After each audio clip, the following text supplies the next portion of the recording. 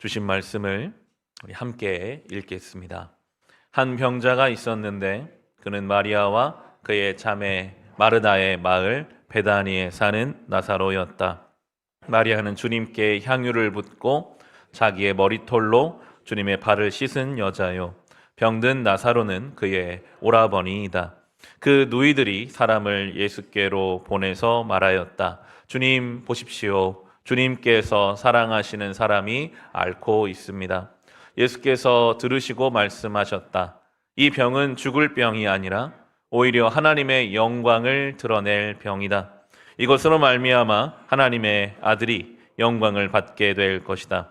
예수께서는 마르다와 그의 자매와 나사로를 사랑하셨다. 그런데 예수께서는 나사로가 앓는다는 말을 들으시고도 계시던 곳에 이틀이나 더 머무르셨다. 그리고 나서 제자들에게 다시 유대 지방으로 가자 하고 말씀하셨다. 제자들이 예수께 말하였다. 선생님, 방금도 유대 사람들이 선생님을 돌로 치려고 하였는데 다시 그리로 가려고 하십니까? 예수께서 대답하셨다. 낮은 12시간이나 되지 않느냐? 사람이 낮에 걸어다니면 햇빛이 있으므로 걸려서 넘어지지 않는다. 그러나 밤에 걸어다니면 빛이 그 사람 안에 없으므로 걸려서 넘어진다. 이 말씀을 하신 뒤에 그들에게 말씀하셨다. 우리는 친구 나사로는 잠들었다. 내가 가서 그를 깨우겠다. 제자들이 말하였다. 주님, 그가 잠들었으면 낫게 될 것입니다. 예수께서는 나사로가 죽었다는 뜻으로 말씀하셨는데 제자들은 그가 잠이 들어 쉰다고 말씀하시는 것으로 생각하였다.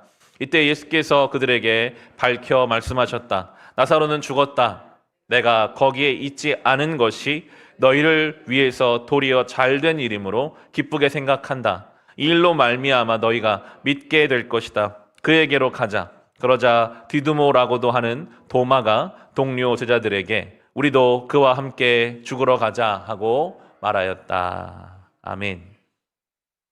11장 말씀을 나누기 시작하는데요.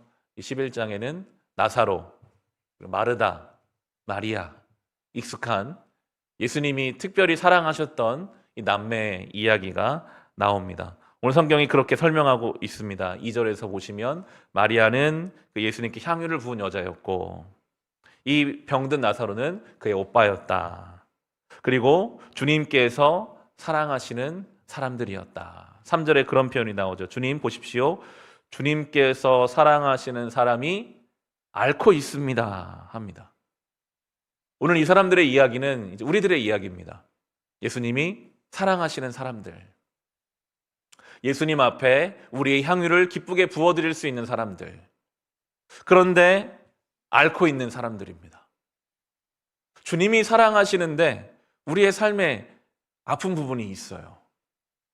주님이 특별히 사랑하시는 사람들인데도 심지어 이제 이 병은 나사로를 죽게 합니다. 오빠를 잃은 두 누이는 굉장히 슬퍼하거든요.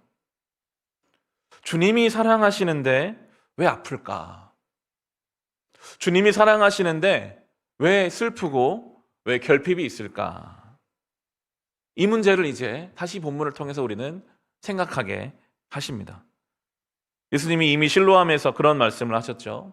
나면서부터 못 보는 사람에게 사람들이 막 물어요. 예수님, 저 나면서부터 못 보는 사람 누구 죄 때문입니까? 부모의 죄 때문입니까? 저 사람의 죄 때문입니까? 부정적으로 그 인생의 부정적인 모습을 부정적으로만 풀려고 하거든요. 그게 우리 일반적인 반응이죠. 예수님이 그렇게 말씀하셨잖아요. 아니다. 누구의 죄도 아니고 하나님의 일을 드러내려고 하는 것이다. 오늘 똑같이 말씀하십니다. 4절에 보시면 예수께서 들으시고 말씀하셨다. 이 병은 죽을 병이 아니라 오히려 하나님의 영광을 드러낼 병이다. 이것으로 말미암아 하나님의 아들이 영광을 받게 될 것이다. 아멘. 보통 우리는 뭐가 잘 돼야지 하나님께 영광을 돌린다라고 생각하게 됩니다. 원하는 일이 이루어지고 아프지 않고 늘 기쁘고 평안해야만 하나님께 영광이 되겠지라고 생각하는데 예수님은 죽을 병으로 하나님께 영광을 돌릴 수 있다. 이런 말씀을 하세요. 그러고 보면 성경 안에서 하나님께 영광을 돌린 일들은 대부분이 이런 경우가 많습니다. 십자가에 죽으시는 그 모습이 그러했죠. 다니엘이 사자굴에 던져진 것이 하나님께 영광이 됐습니다. 요셉이 자기 형제들에게 미움받아가지고 형들이 이 막내 동생, 11번째 동생을 죽이려고 하다가 노예로 팔아버린 이 말도 안 되는 가정 내에서 일어난 이 사건이 하나님께 영광이 되거든요. 우리 인생의 그 슬프고 아픈 일을 우리가 어떻게 바라볼 것인가? 이걸 통해서도 영광 받으시는 하나님을 향한 믿음의 내용으로 우리는 볼 수 있어야 할 것입니다. 성경은 분명히 말합니다. 5절에 예수께서는 마르다와 그의 자매와 나사로를 사랑하셨다. 사랑하지 않아서 생기는 일이 아니에요. 우리는 그렇게 반응하기가 쉽거든요. 어떤 일을 당하면 하나님이 나를 사랑하지 않으시나 보다. 내가 뭘 잘못해가지고 하나님이 나를 버리셨나 보다. 나를 징계하시나 보다. 그렇게 반응하기가 쉽습니다. 그게 우리의 어쩔 수 없는 생각이죠. 성경은 예수님이 사랑하셨다 말씀하세요. 분명히 사랑하셨다. 그런데 6절에 보시면 그런데 예수님이 이틀을 더 머무르세요. 이게 우리에게 참 어려운 지점입니다. 주님이 우리를 사랑하시는데 그럼 좀 바로바로 즉각 우리를 고쳐주시고 반응해 주셔야 할 것만 같은데 이틀을 머무르시는 거예요. 그때가 이제 우리의 믿음으로 채워야 할 시간인 것 같습니다. 참 어려워요. 주님 저를 사랑하시는 걸 알겠는데 왜 가만히 계세요? 왜 좀 빨리 오셔가지고 고쳐주시고 일해주시지 왜 무응답이신 것 같고 지체하시는 것 같은 그 시간. 이제 우리가 며칠 동안 이 11장을 볼 텐데 마르다도 마리아도 똑같이 이 얘기를 많이 합니다. 그때 주님이 오셨더라면 좋았을 텐데요. 주님이 그때 같이 계셨더라면 좋았을 텐데요. 우리가 원하는 때가 있어요. 빨리빨리 좀 되면 좋겠고 우리가 원하는 내용이 있어요. 우리 오빠가 안 죽었으면 더 좋았을 텐데요. 이런 이야기를 이제 하게 됩니다. 우리의 안목은 짧습니다. 우리의 셈법은 어쩔 수 없이 세상 속에서 돌아갑니다. 주님의 긴 안목과 주님의 때는 다르죠. 다릅니다. 신앙의 길을 걸으면서 이렇게 주님의 일하심을 설명할 수가 없을 때가 많이 있잖아요. 그때마다 제가 붙잡으려고 하는 말씀이 있습니다. 우리가 잘 아는 말씀 이사야 55장 8절 9절에 보시면 나의 생각은 너희의 생각과 다르며 너희의 길은 나의 길과 다르다. 주님께서 하신 말씀이다. 하늘이 땅보다 높듯이 나의 길은 너희의 길보다 높으며 나의 생각은 너희 생각보다 높다. 아멘. 이 말씀을 주의 일하심이 설명되지 않을 때마다 붙잡으려고 합니다. 주님의 생각이 나의 생각과 다르지. 하늘과 땅 차이라고 말씀하세요. 주님이 가시는 그 길이 나의 길과는 다르지. 우리는 그것을 이제 믿고 따라가는 사람들이 될 수밖에 없습니다. 모든 일에 때가 있다. 전도서가 그렇게 말합니다. 전도서 3장이 이제 그 말씀이죠. 모든 일에는 다 때가 있다. 세상에서 일어나는 일마다 알맞은 때가 있다. 태어날 때가 있고 죽을 때가 있다. 심을 때가 있고 뽑을 때가 있다. 죽일 때가 있고 살릴 때가 있다. 허물 때가 있고 세울 때가 있다. 울 때가 있고 웃을 때가 있다. 통곡할 때가 있고 기뻐 춤출 때가 있다. 이렇게 쭉 나가면서 결론적으로 사람이 애쓴다고 해서 이런 일에 무엇을 더 보탤 수 있겠는가. 아멘. 때를 말합니다. 하나님의 때가 있습니다. 이틀을 더 머무르시는 그 때를 우리는 이제 기다리는 거죠. 하나님의 때가 있고 하나님의 길과 하나님의 생각이 나와는 다르다. 그게 믿음입니다. 주의 때를 기다리는 것.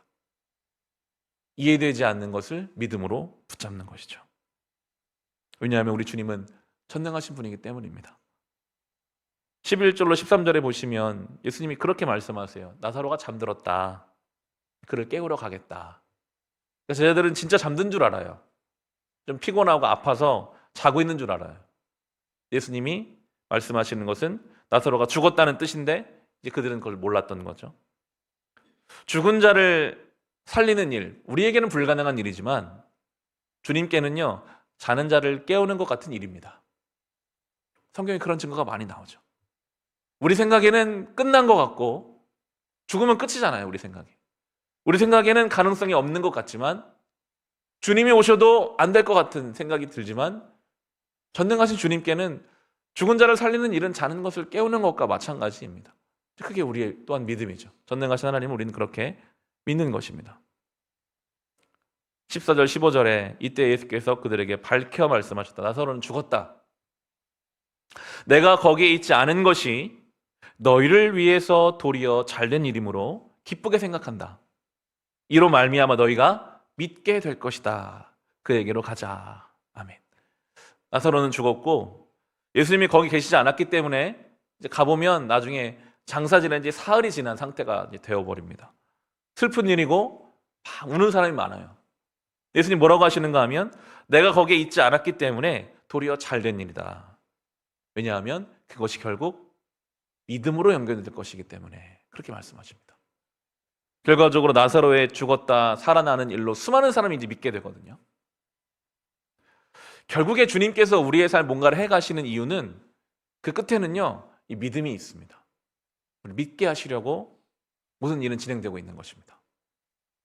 우리의 삶의 결핍도, 우리의 삶의 슬픔도, 우리의 삶에 잘 되고 안 되고 그 모든 것이 결국에는 우리를 온전히 믿게 하시려는 하나님의 뜻이 거기에 숨겨져 있습니다.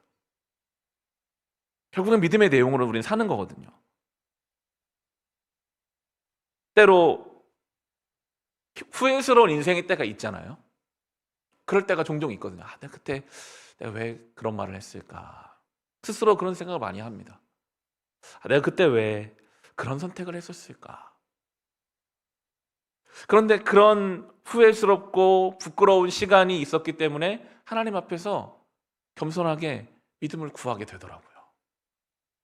내가 아무것도 아니라는 것을 철저히 깨달았기 때문에, 그런데도 주님이 이런 나를 사랑하신다는 것을 경험하기 때문에 믿음이 생기더라고요. 주님은 나를 사랑하시는구나. 우리의 삶의 모든 것은요, 우리를 믿게 하시려는 도구가 됩니다. 그렇게 받으시면 됩니다. 후회도, 아픔도, 그 모든 것도 결국 나를 믿게 하시려는, 하나님의 살아계신 믿게 하시려는 그것으로 주님은 기뻐하시거든요. 우리도 그렇게 우리 인생을 살아갈 수 있습니다. 내 삶의 모든 것이 결국 하나님을 믿게 하시려는 도구가 되고 재료가 되는 줄로 우리 고백하면서 날마다 더 깊은 믿음, 더 믿음의 뿌리를 깊게 내리시기 바랍니다. 믿음의 뿌리가 깊어져서 열매가 맺히고 아무리 바람이 불어도 넘어지지 않고 때를 따라 잎사귀가 마르지 않는 그런 신앙으로 우리가 세워져 갈 수 있기를 주님의 이름으로 축원합니다. 시간 함께 찬양하고